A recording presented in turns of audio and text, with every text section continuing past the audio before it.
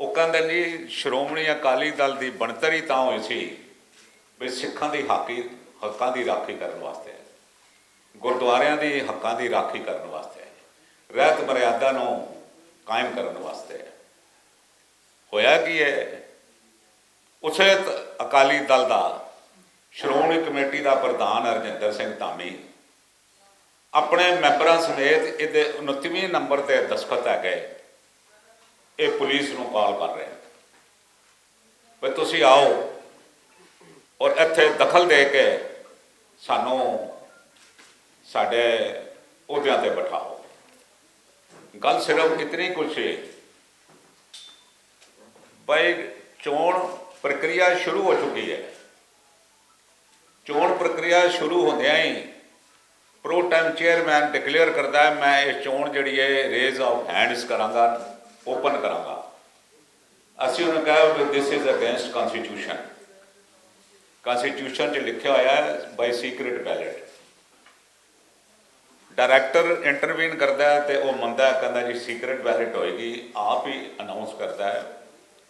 ਕੋਈ ਵੋਟ ਕਿਸੇ ਨੂੰ ਦਿਖਾਏਗਾ ਨਹੀਂ, ਕੋਈ ਵੋਟ 'ਤੇ ਨਿਸ਼ਾਨ ਨਹੀਂ ਲਗਾਏਗਾ, ਉਸੇ ਪੈਨ ਨਾਲ ਲਿਖੇਗਾ ਜਿਹੜਾ ਪੈਨ ਉੱਥੇ ਪਿਆ ਹੋਇਆ ਹੈ। ਆਪਣਾ ਪੈਨ ਵੀ ਯੂਜ਼ ਨਹੀਂ ਕਰ ਸਕਦੇ। ਕਿਸੇ ਵੀ ਚੀਜ਼ ਦੀ ਉਲੰਘਣਾ ਹੋਏਗੀ ਤੇ ਅਸੀਂ ਉਸ ਵੋਟ ਨੂੰ ਇਨਵੈਲਿਡ ਕਰ ਦਿਆਂਗੇ।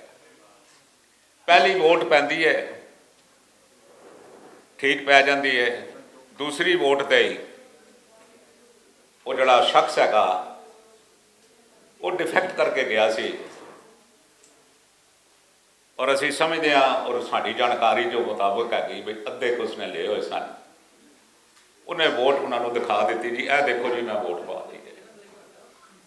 ਔਰ ਮੈਂ ਜੋ ਵੀ ਗੱਲ ਕਹਿ ਰਿਹਾ ਇਹ ਰਿਕਾਰਡ ਦੇ ਵਿੱਚ ਹੈਗੀ ਹੈ, ਬਿਲਕੁਲ ਰਿਕਾਰਡ ਦੇ ਉੱਪਰ ਹੈਗੀ। ਸਾਰੀ ਕਾਰਵਾਈ ਦੀ ਰਿਕਾਰਡਿੰਗ ਗੌਰਮੈਂਟ ਕੋਲ ਵੀ ਹੈ, ਸਾਡੇ ਕੋਲ ਵੀ ਹੈ, ਪੁਲਿਸ ਕੋਲ ਵੀ ਹੈ, ਦਿੱਲੀ ਗੁਰਦੁਆਰਾ ਕਮੇਟੀ ਕੋਲ ਵੀ ਹੈ। ਔਰ ਜਿਸ ਵਕਤ ਵੋਟ ਦਿਖਾਉਂਦਾ ਹੈ ਉਸ ਵਕਤ ਫੁੱਲ ਪਬਲਿਕ ਵਿਊ ਦੇ ਵਿੱਚ ਰੌਲਾ ਪੈਣਾ ਲਾਜ਼ਮ ਸੀ। ਸਾਡੀ ਦੋ ਹੀ ਗੱਲ ਸੀ ਵੀ ਇਸ ਵੋਟ ਨੂੰ ਤੁਸੀਂ ਜਿਹੜਾ ਹੈਗਾ ਇਨਵੈਲਿਡ ਕਰਾਰ ਦੇ ਦਿਓ। ਇੱਥੋਂ ਜਿਹੜੀ ਹੈਗੀ ਸਟੇਲਮੇਟ ਸ਼ੁਰੂ ਹੋ ਜਾਂਦਾ ਹੈ। ਸਟੇਲਮੇਟ ਦਾ ਅੰਤ ਨਹੀਂ ਹੋ ਰਿਹਾ। ਡਾਇਰੈਕਟਰ ਨੇ ਇੱਥੋਂ ਤੱਕ ਕਹਿ ਦਿੱਤਾ ਵੀ ਇਹ ਵੋਟ ਇਨਵੈਲਿਡ ਹੈਗੀ। ਹਰਮੀਤ ਸਿੰਘ ਕਾਲਕਾਸ ਨੂੰ ਕਹਿੰਦਾ ਤੂੰ ਕੌਣ ਹੁੰਦਾ ਵੀ ਦਖਲ ਦੇਣ ਵਾਲਾ, ਤੂੰ ਬਾਹਰ ਚਲਾ ਜਾ। Director on the behest of his high officers ਉਹ ਕਹਿੰਦਾ ਜੀ ਮੈਂ ਨਹੀਂ ਦਖਲ ਦਿਆਂਗਾ। ਹਾਲਾਂਕਿ ਉਸ ਨੂੰ ਕਿਹਾ ਜਦ ਉਹ ਹੱਥ ਖੜੇ ਕਰਕੇ ਚੋਣ ਕਰਾ ਰਿਹਾ ਤਾਂ ਤੂੰ ਇੰਟਰਵੀਨ ਕਰ ਗਿਆ ਤੇ ਹੁਣ ਕਿਉਂ ਨਹੀਂ ਇੰਟਰਵੀਨ ਕਰ ਰਿਹਾ? ਤਾਂ ਕਿਉਂ ਕੀਤਾ ਸੀ ਇੰਟਰਵੀਨ? ਹੱਥ ਖੜੇ ਨਾਲ ਹੋਣ ਦਿੰਦਾ ਕਿਉਂ? ਔਰ ਇਸ ਦੇ ਵਿੱਚ ਧਾਮੀ ਸਾਹਿਬ ਇੱਕ ਨਵਾਂ ਸ਼ਗੂਫਾ ਛੋੜ ਦਿੰਦੇ ਨੇ। ਨਵਾਂ ਸ਼ਗੂਫਾ ਜੀ ਗੁਰੂ ਗ੍ਰੰਥ ਸਾਹਿਬ ਅੱਗੇ ਜੀ ਪਰਚੀ ਪਾ ਲਓ। ਮੈਂ ਕਿਹਾ ਧਾਮੀ ਸਾਹਿਬ ਪਰਚੀ ਤੁਸੀਂ ਪਾਣੀ ਹੈ, ਲੈਟ ਯੂ ਸਟਾਰਟ। ਤੁਸੀਂ ਪ੍ਰਧਾਨ ਹੋ ਸ਼੍ਰੋਮਣੀ ਕਮੇਟੀ ਦੇ, ਕਿਉਂਕਿ ਅੱਜ ਤੁਸੀਂ ਨਵੀਂ ਪਿਰਤ ਪਾਣੀ ਸ਼ੁਰੂ ਕਰ ਰਹੇ ਹੋ, ਸਿੱਖਾਂ ਨੂੰ ਆਹਵਾਨ ਕਰ ਰਹੇ ਹੋ ਗੁਰੂ ਗ੍ਰੰਥ ਸਾਹਿਬ ਅੱਗੇ ਜੂਆ ਖੇਡੋ, ਪਰਚੀਆਂ ਪਾਓ। Let you should start, why I should start. ਤੁਸੀਂ ਵੱਡੇ ਹੈਗੇ ਹੋ। ਕਹਿੰਦਾ ਮੈਂ ਕਿਉਂ ਕਰਾਂ ਜੀ? ਮੈਂ ਕਿਹਾ ਫਿਰ ਕਹਿੰਦੇ ਕਿਉਂ ਪਿਓ? ਜਦ ਹੱਲ ਹੈਗਾ ਇਸ ਗੱਲ ਦਾ। ਇਹ ਨਹੀਂ ਹੈ ਵੀ ਜਿਹੜੀ ਘਟਨਾ ਹੋ ਗਈ ਉਸਦਾ ਹੱਲ ਨਹੀਂ ਹੈਗਾ, ਹੱਲ ਹੈ। ਹੱਲ ਕੀ ਹੈਗਾ? ਉਸ ਵੋਟ ਨੂੰ ਇਨਵੈਲਿਡ ਕਰਾਰ ਦੇ ਦਿਓ, ਬਾਕੀ ਵੋਟਿੰਗ ਕਰਾ ਲਓ, ਜਾਂ ਵੋਟ ਇਲੈਕਸ਼ਨ ਪੋਸਟਪੋਨ ਕਰ ਦਿਓ, 3 ਦਿਨ ਬਾਅਦ ਫਿਰ ਕਰਾ ਲਓ, ਕਿਉਂਕਿ ਉਸਤੇ ਸਾਰੀ ਉਮਰ ਦਾ ਬਿਆਨ ਤੇ ਲੱਗਾ ਨਹੀਂ ਹੋਇਆ। ਉਸਤੇ ਤੁਸੀਂ ਵੋਟ ਪਵਾ ਲੈਣਾ। ਮਗਰ ਇਹਨਾਂ ਨੂੰ ਕੋਈ ਵੀ ਵੈਲਿਡ ਸ਼ਰਤ ਜਿਹੜੀ ਸੀ ਪਸੰਦ ਨਹੀਂ ਸੀ। ਔਰ ਧਾਮੀ ਕਹਿੰਦਾ ਜੀ ਹੁਣ ਤੁਹਾਡੇ ਕੋਲ ਜੋ ਹੁੰਦਾ ਇਹਨਾਂ ਨਾਲ ਕਰੋ, ਅਸੀਂ ਦੇਖ ਲਾਂਗੇ ਜੀ, ਅਸੀਂ ਖੂਨ ਦੀਆਂ ਨਦੀਆਂ ਵਹਾਵਾਂਗੇ ਜੀ। ਆਈ ਵਾਜ਼ ਸ਼ੌਕਡ। ਮੈਂ ਪਹਿਲੀ ਵਾਰ ਉਹਦੇ ਦਰਸ਼ਨ ਕੀਤੇ ਸਨ ਅਤੇ ਮੇਰੀਆਂ ਅੱਖਾਂ ਅੱਗੇ ਨਾ ਜਥੇਦਾਰ ਗੁਰਚਰਨ ਸਿੰਘ ਟੋੜਾ ਦੀ ਤਸਵੀਰ ਆ ਗਈ। ਮੈਂ ਕਿਹਾ ਹੈ ਗੁਰੂ ਮਹਾਰਾਜ, ਇਹ ਸਿੱਖ ਕੌਮ ਨਾਲ ਕੀ ਭਾਣਾ ਵਰਤਿਆ ਹੈ? ਕਿੱਥੇ ਟੋੜਾ ਤੇ ਕਿੱਥੇ ਧਾਮੀ? ਅਕਲ ਦਾ ਕੋਈ ਮੁਕਾਬਲਾ ਹੀ ਕੋਈ ਨਹੀਂ। ਕਹਿੰਦਾ ਮੈਂ ਐਡਵੋਕੇਟ ਹਾਂ, ਹੀ ਹੈਜ਼ ਨੋ ਸੈਂਸ। ਸਭ ਤੋਂ ਵੱਡੀ ਗੱਲ ਹੈ ਜੀ ਬਈ ਮੈਂ ਇਤਨਾ ਵੱਡਾ ਹਾਦਸਾ ਹੋਇਆ ਹੈ, ਗੁਰੂ ਦੀ ਇਤਨੀ ਵੱਡੀ ਬੇਦਬੀ ਹੋਈ ਹੈ,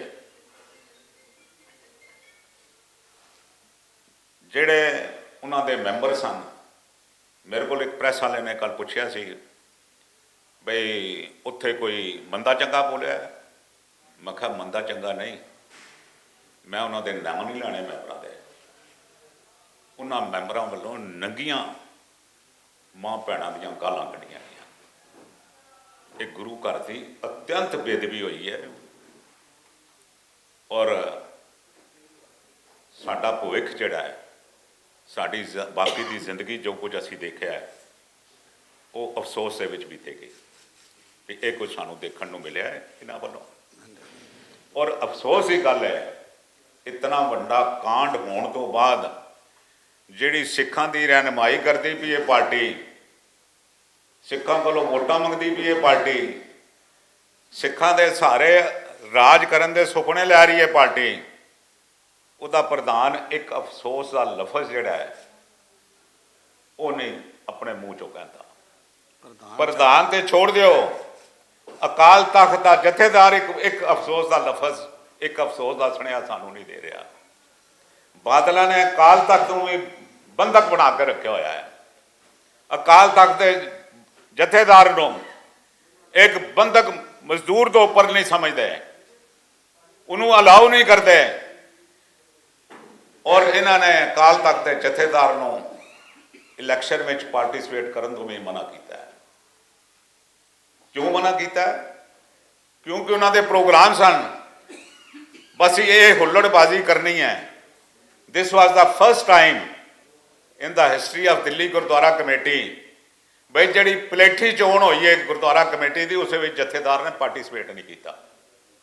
ਪਾਰਟਿਸਿਪੇਟ ਇਸੇ ਕਰਕੇ ਨਹੀਂ ਕੀਤਾ ਬਈ ਬਾਦਲਾਂ ਨੇ ਮਨਾ ਕੀਤਾ ਸੀ ਵੀ ਸਾਡੇ ਪ੍ਰੋਗਰਾਮ ਜਿਹੜੇ ਉਹ ਹੋ ਰਹੇ ਨੇ।